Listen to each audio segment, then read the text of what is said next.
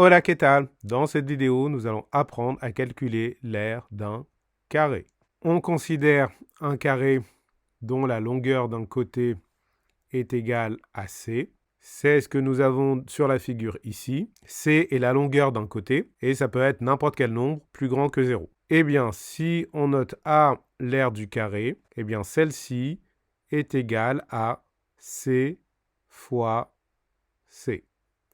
Pour obtenir l'aire d'un carré dont on connaît la longueur d'un côté, il suffit de multiplier la longueur du côté par elle-même.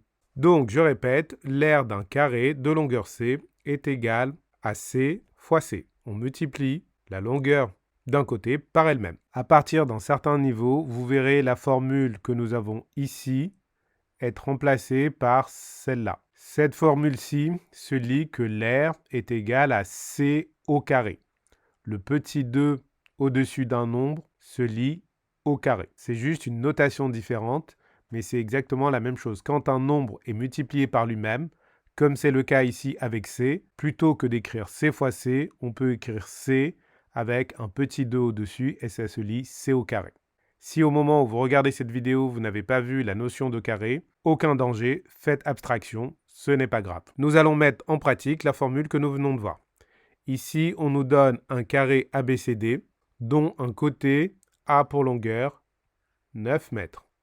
Et on nous demande de calculer son aire. On fait une petite phrase d'introduction pour annoncer ce que l'on va faire. Donc, on calcule l'aire du carré ABCD. Puis, on donne la formule, à savoir que l'aire du carré est égale à C fois C, où C est la longueur d'un côté. Puis, on poursuit le calcul en remplaçant C par sa valeur. Et ici, cela nous donne 9 fois 9. On exécute et cela nous donne 81. 9 fois 9, 81. Et voilà, c'est terminé. On peut dire que l'aire du carré est égale à 81 mètres carrés.